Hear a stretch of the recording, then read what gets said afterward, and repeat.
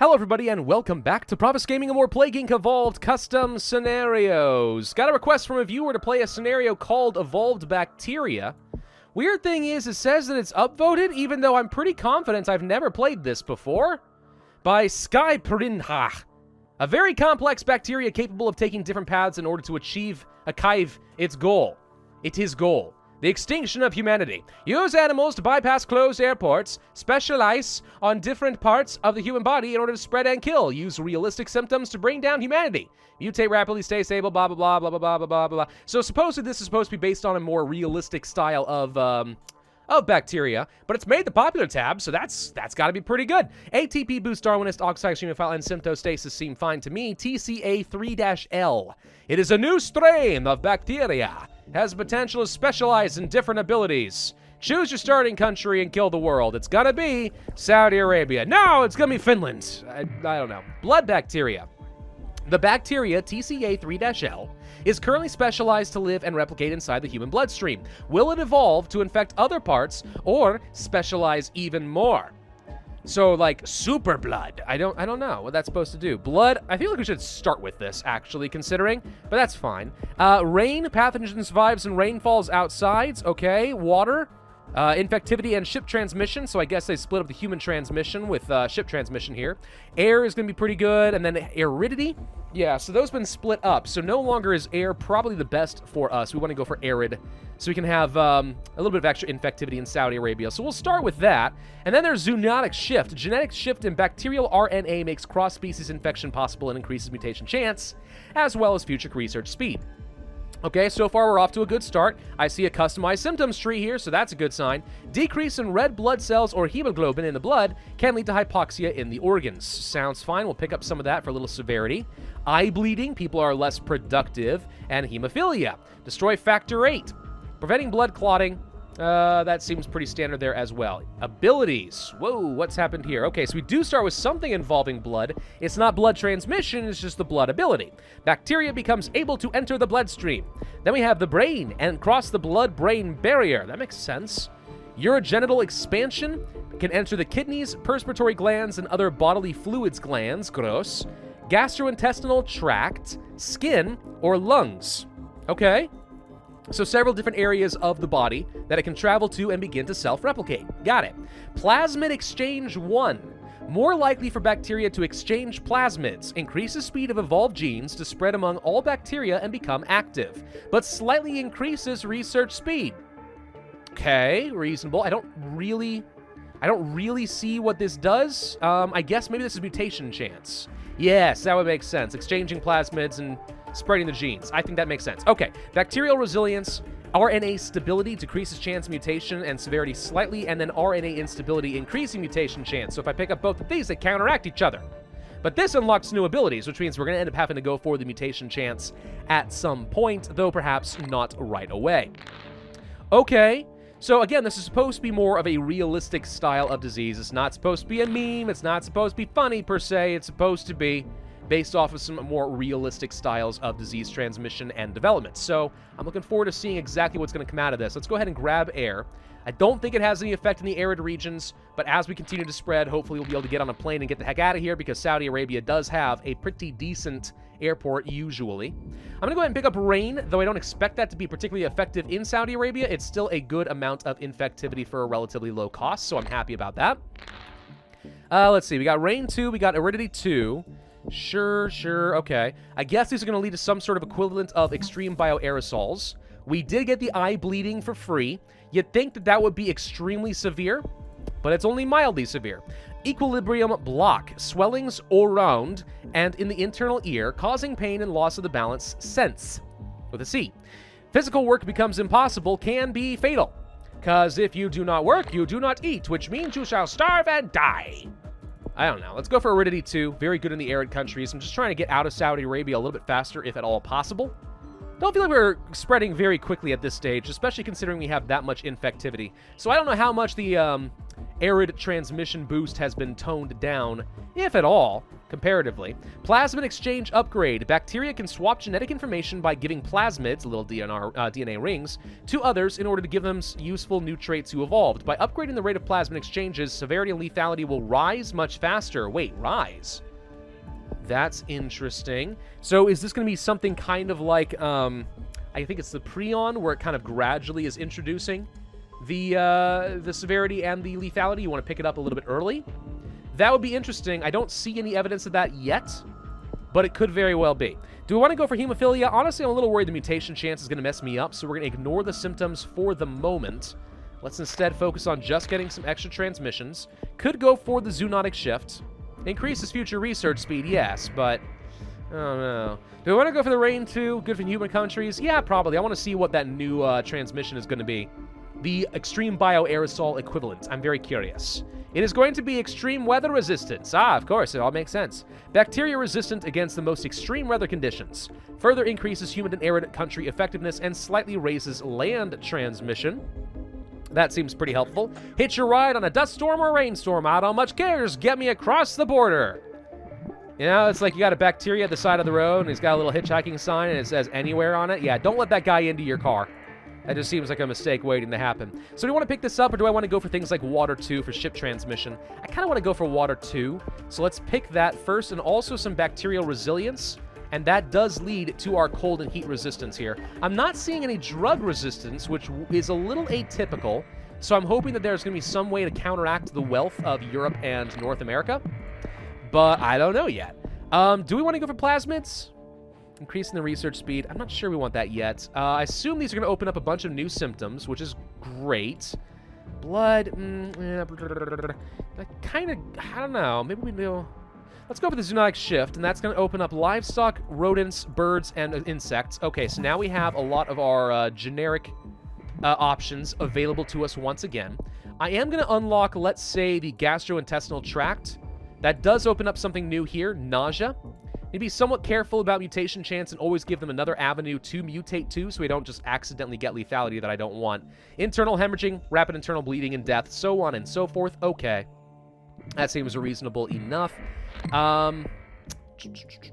Excrements, ... Gross.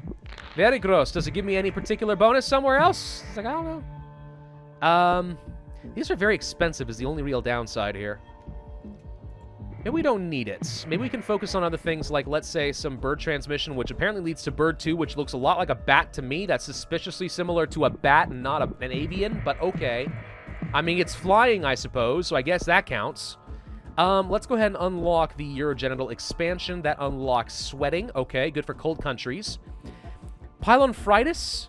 Phenolphthonitis? I don't know. Infects the kidneys. It's pretty infective. A little bit of lethality, though. Let's go for skin as well. That leads to rash. Rash is usually good. I'll pick that up. That leads to cysts. Okay. If we can get something that leads to hypersensitivity, there we go. Rich regions. Okay, so now we have a way of trying to get around the wealthy countries a little bit. Fever, which can be fatal. Abscesses, very infective. We got a lot of severity right now, though, so I'm a little concerned about going too overboard on that. We could go for the RNA instability just to get the extra mutation chance, but also unlock some new abilities and see what we get. I think, though, that we want to go for cold resistance. Because right now, I don't really have a great way to get around in, let's say, Russia. And I want to make sure that we're spreading to try and get into Greenland. Let's see. Bacteria can survive temperatures below the freezing point. Increased infectiveness in cold countries and freezers, wealthy countries, but decreases heat tolerance. That's an interesting twist. Okay. Huh. Might be worth it since the cold countries and the wealthy countries are my primary threat. So I'll pick it up. But that's interesting. Okay. We could counteract that, I imagine, by going for a level of heat resistance. But that's a little on the expensive side at the moment. We do have saliva. Okay, increasing chance of infection through contact with saliva. Or fomites, good for wealthy and urban. Perfect. I'm going to pick that up. Try to spread through Europe and the wealthy countries a little bit faster. Should be doing pretty well in, let's say, Canada, because now we have 2 levels of cold resistance as well as some drug resistance. Let's go for fomites again. So, what's going to get me around, do we think? Is it more important that I get ship transmission or that I hit critical mass in a place like Russia? Because if that's the case, then I think we want to go for extreme weather resistance. I'm not sure I want the fever yet with that lethality, so we're going to just knock that down a little bit. Let's go ahead and grab the nausea. That could lead to vomiting. Okay. Just seeing what my options are here. We got into Finland. We should be spreading a lot faster in Russia. Please send a boat to the Greenland. The land of the greens. Eat your greens. It's good. Make you strong. Please send boat to Greenland. Thank you. Okay, with that done, now we're going to go for some mutation chance and see what happens. Okay, we have drug resistance here, genetic reshuffle, hardening, and another instability. Okay, extra unstable, increasing chance of mutation. Does not unlock new abilities. I'm guessing you have to go for things like drug resistance, and it just works its way down here. Okay. I don't want RNA stability. Let's go for the Plasmid Exchange. Plasmid Exchange 2 increases speed of evolved genes becoming active. I think it just speeds up the severity and lethality gain. Let's go for lungs and also brains. We should have a lot of mutation chance kind of carrying us to victory at this point, so I want to have as many options as is possible. Technically, that's not the best decision. You want to focus on where the most lethality and stuff is going to be gained from the mutation chance and kind of guide it in the direction you want. Still, I want to see what my other options are. So we have headaches and we have coughing currently. Equilibrium block. All right, so people are falling over. Meningitis, highly lethal, if you didn't know. There's actually a point where there was a bit of a scare. People thought maybe my sister had meningitis. She did not, fortunately, but yeah, that was not a very, very good day. Let's go for the abscesses. That leads to skin lesions. Okay, necrosis is nice, but honestly, at this point, too little, too late. Let's go ahead and pick up the cheap things like headache and coughing. Again, trying to direct the mutation chance toward more lethal options here. Paranoia, stress. Okay, looks to me like the lungs and stuff are pretty non-lethal. We'll grab the pneumonia, pulmonary edema. Okay, let's go for paranoia. That leads to paralysis and to insomnia. Okay, people are stressing out. That's good. Yes. More mutation chance, please. We need to kill. We need to kill a heck of a lot faster than we currently are. Let's go ahead and pick up the necrosis. That leads to coma and liver failure. Okay. Coma's not a bad option for us. So we have a lot of lethal options for that mutation chance if it wants to get going. So far, it's been a little on the slow side, though. Let's go ahead and grab the coma. Just slowing down that cure a tiny bit. And we could go for the pulmonary edema, I suppose. Let's grab the inflammation. That would lead to systemic infection. Okay, let's grab vomiting, diarrhea. Again, trying to just isolate some of those options. Paralysis slows down the cure by 2%. So that's great. We're still not killing very quickly, though. So it sounds like I do need to get the plasmids at 20 DNA. Very high levels of bird migration. Okay, well, let's pick that up. So we have our Plasmid Exchange, and then we have Plasmid Exchange 3. Increasing research speed scares me a tiny bit, because they are going a lot faster, but I'm really trying to ramp up that lethality, and so far, it's too slow. So this is helping a little bit. Internal hemorrhaging is pretty solid. Pulmonary edema, pulmonary hemorrhage. Pulmonary hemorrhage is going to be pretty good. Pulmonary emphysema, very lethal. Okay. Fever, yes. Yes. Insomnia, less productive. Let's just go ahead and pick that up for cheap. Slowing down the cure a little bit. I have the ability to do some genetic reshuffles, so I think we're going to end up being fine. The whole world at this point has been infected. It's just a matter of getting that lethality going. Inhalation combo. Breathing in wet, mist, and fog can lead to an infection of the lung. Increased infectivity in humid and hot countries. Doesn't really help me right now, but still. So meningitis is good. Looking for some cheaper options, though. Let's get rid of the diarrhea and so on. Let's get gastric ulceration. Can be lethal. Okay, okay. Pulmonary edema, grab that, and then, yeah, let's save it for a genetic reshuffle and make sure that we're going to be fine. At this point, I have enough lethality, we're going to win, but I would have liked to evolve a lot more. Panic combo. Paranoid people fear the gross looking of infected in the late stadium of illness. The gross looking of infected in a late stadium of illness. Interesting. Causing overreaction, isolation, and helplessness. Infectivity slightly reduced, but public order will fall more quickly, as well as economic stability, which means that the cure should pretty much slow to a stop at this point. So that's going to be completely fine. Anything else that I want? Let's see what else they got. Let's go for systemic infection. That leads to immune suppression. That leads to endocarditis. Lethal if not treated. Okay.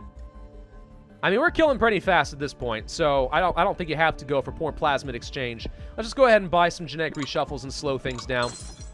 Reset things, get a little bit of extra score. Another one would cost me 30 DNA. Can we get 30 DNA before it is over? The answer is no. Okay, sure, I'll just spend it on that. Doesn't really matter at this point. So we win! TCA3L. That's pretty solid, actually. So 658 days, a little on the slow side, but 50% cure progress, 70,819 points, 3 stars. Yeah, for a customized bacteria, that one was pretty solid. So it starts off in the bloodstream, yes, and then becomes more specialized and spreads out. Okay. I'm trying to think, though, does this really thematically break from the base bacteria scenario? And the answer is no. It fulfills the exact same role in Plague Inc. as the original bacteria, but it does approach it from a completely different angle, and I like it. It's pretty well balanced. It's got a heck of a lot of customized content.